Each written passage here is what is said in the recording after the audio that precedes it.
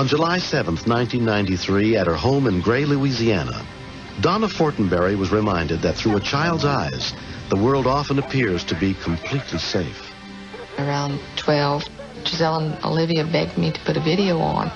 They sat down and started to watch it for about 15 or 20 minutes, and then they hopped up and said, let's go outside.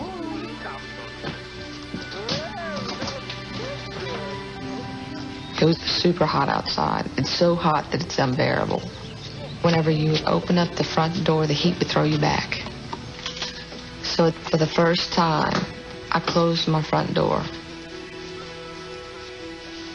It was kind of quiet, so I said, gee, this is a good opportunity for me to pick up the phone and call my friend.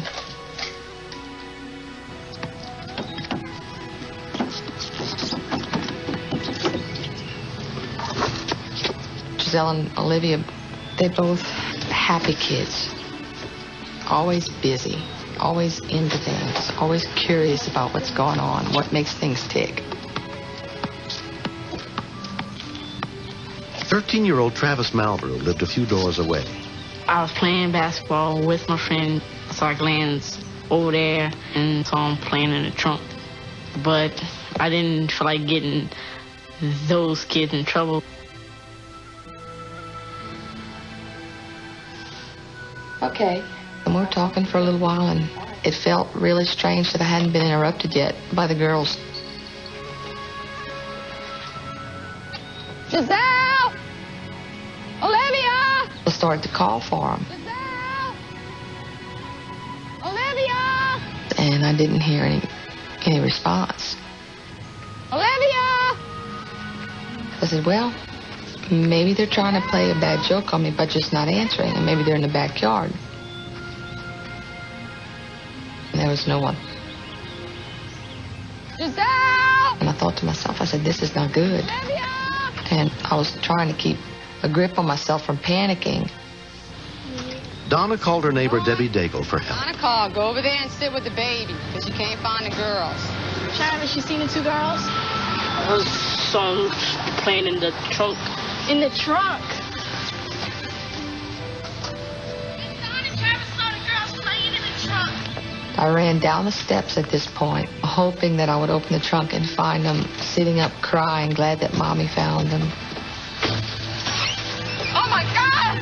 But when I opened it and found them just laying there, both bodies beaded with sweat, Jackie, you go call 911! it's like, my God, I just had a brand new baby, and now I have to bury two kids.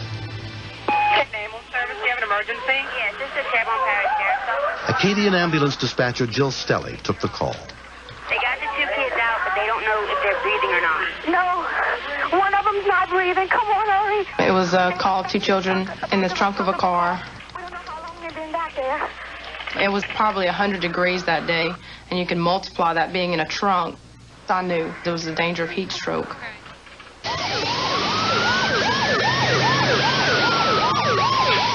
Jackie, Yeah? what I need you to do, go see if they're breathing and come back to the phone. All right. She wants to know if they're breathing. They're breathing. Okay, they are breathing, both of them? All right, hold on. The mom wants to talk to you. What do I need to do? Man, where are the children right now? On my bed. Okay, are they like real hot? Yeah. Okay, you need to try and cool them off. How? Either with like some rags, some cold rags. I'm doing that. Major concerns were to keep them breathing and keep their heart going until the medics got there, and also to try to cool them off as much as we could. Some called climb in the trunk. Does anybody know how long they've been there? Huh? I don't know. Okay. I don't know. Are either one of them awake? No. Both, they're both unconscious. Oh, God. Okay, lay them both on their backs, okay? On their back. They're on their back. And tilt their heads back a little bit just to help them breathe. Okay.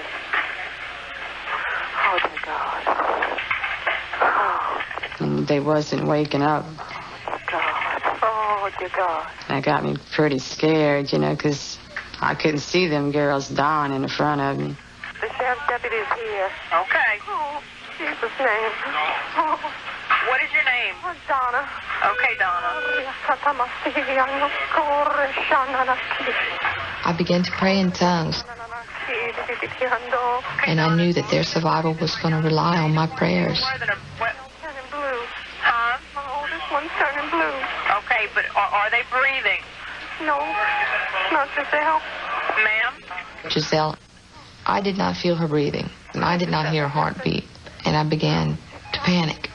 And I said, oh my God, Debbie, I think she's dead. Shriver volunteer fire EMT Scott Cazelot lived just down the street. The children were both unconscious. The youngest girl, Olivia, had a pulse and was breathing. Giselle was not breathing. Somebody grab the other one. She didn't have much time. Oh, God.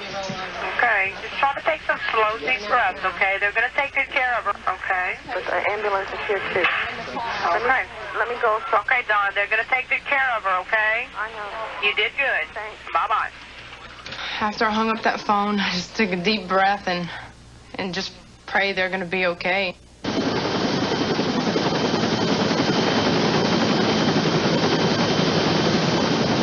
3-year-old Olivia and 5-year-old Giselle were taken by AirMed helicopter to Terrebonne General Medical Center, where their father, Johnny Lee Fortenberry, met up with his family. I saw my children lying on those stretchers, and it was like, oh, God. And these children got such a long life ahead of them. Why them? Why not me?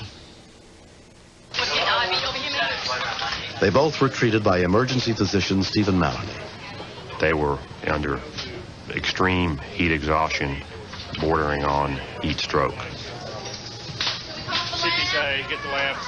It's a high likelihood that if they'd been in that trunk in the conditions that they were, another 20 to 30 minutes, their body temperatures would have gone up extremely high, and they would have died of heat stroke. Okay, babe, got to keep that oxygen on your face, okay? It's really important to keep it on.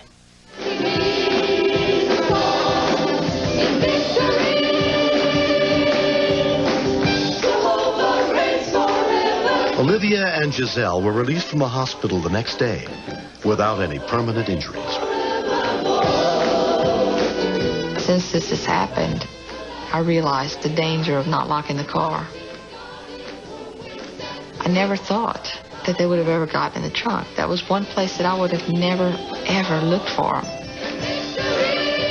I just wasn't on my toes enough. Go a little bit faster.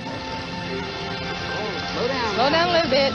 Giselle closed the trunk, and that was scary. I wanted to get out. Yeah. I'm not going to get in the trunk no more. Slow down, Olivia. Slow down, baby. I got wonderful kids. I got the best kids in the world. But they're going to get into stuff. I'm more protective. I just thank God every day that I didn't lose my children.